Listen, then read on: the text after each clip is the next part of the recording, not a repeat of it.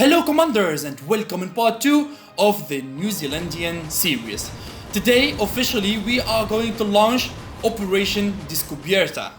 Operation Descubierta is related to the Descubierta class corvette. Why? Because today we are going to pull off a naval blockade all around Australia carried by our corvettes.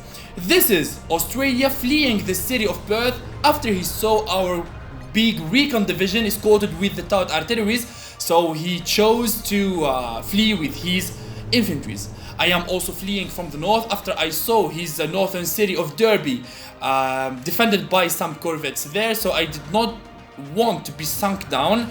I really was surprised to find some corvettes there in the north. I really thought that he will defend his city of Sydney, Brisbane also, because he has the level 3 naval base there. And here our naval confrontation versus the Australian corvettes in front and in the gates of the city of Brisbane. Here I'm trying to pull off a little bit and try to attack again using the hit and run technique, because my stack of 3 corvettes is a little bit injured because I am operating from the high seas, and when you operate corvettes from the high seas you will lose the half of your hit points and a lot of other penalties. Also the speed is going to be reduced. So about attack submarines, you only operate them in high seas. Corvettes, you operate them in shallow waters, because in other places they will commit some penalties.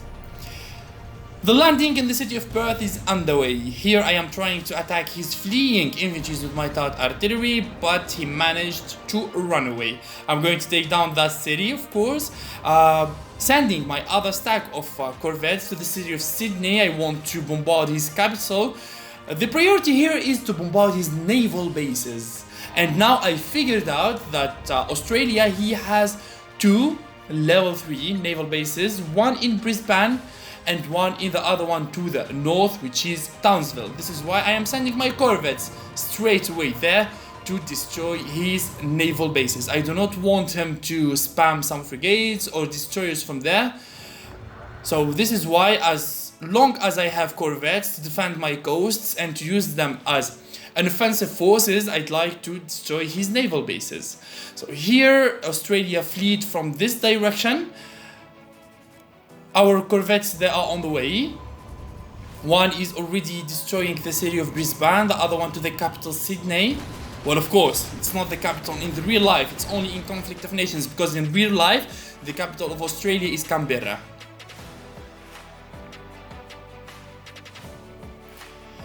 Look at this, guys. This is the second time we take down Australian land forces trying to sneak around to our homeland cities. This is a good thing to have navies when you are offline or when you go outside or sleeping or anything. Your corvettes or any kind of service vessel is going to help you close your coastal cities from sneaking around units, because like that, if I did not have corvettes in that position, he can sneak around and go straight to my homeland cities. Especially now, all of New Zealand is totally empty. My New Zealand is totally empty because I sent everything to Australia in Operation Descubierta.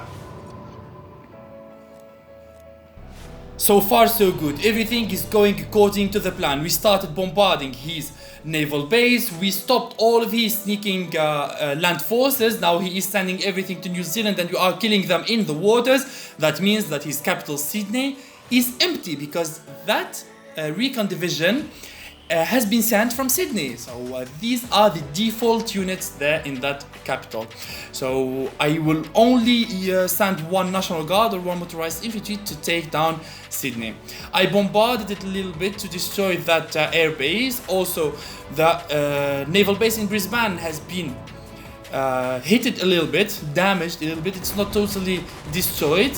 In Townsville, it's under our bombardment. This is the naval blockade I was speaking about.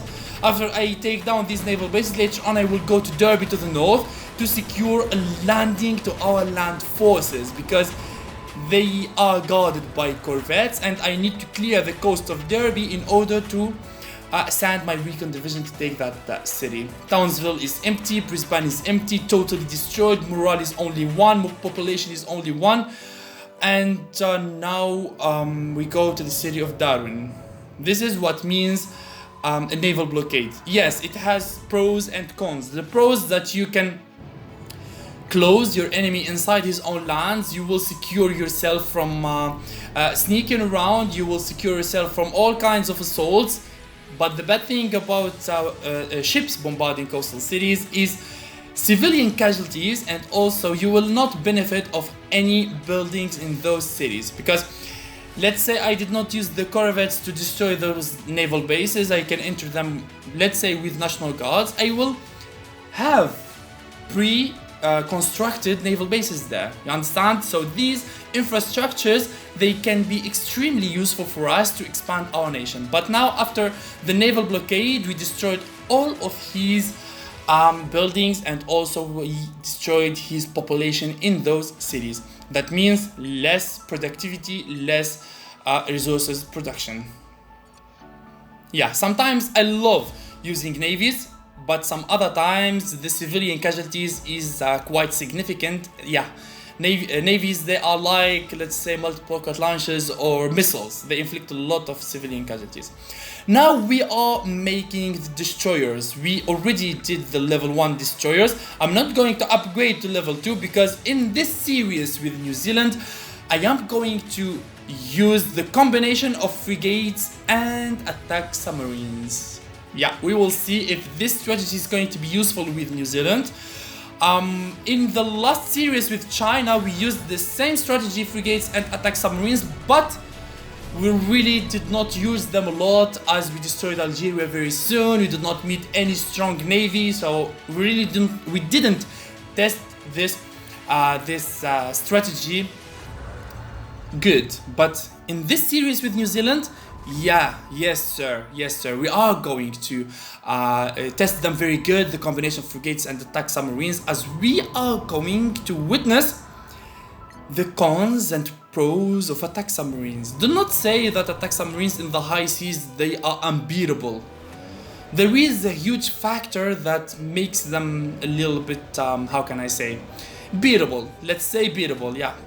But we will see. And we will dive into this series episode by episode, detail by detail, until we see all of the details. Here Brisbane has fallen to the rogue state, also Townsville. Of course, this is the result of our ships bombarding those cities overnight. But no problem, we will take them from the rogue state. Our level 3 naval bases, they are ready. Our destroyers, they are under the construction. Of course, New Zealand has to have a decent and strong navy too, because our nation is coastal after all. We are an island, and to defend our island, we need a very strong navy. The same goes to United Kingdom, the same goes to Japan. These nations, they literally need a lot of naval units to secure their coastal cities without any reflection, without any thinking. If you play with coastal city, play with an island, you need a strong navy. You cannot defend your nation with air force, or I don't know, because when you are offline, anyone can sneak around your cities. Just put it in your mind. If you are going to play with an island, the best maneuver, the best strategy to follow is navy. And in navy we can choose a variety of combinations.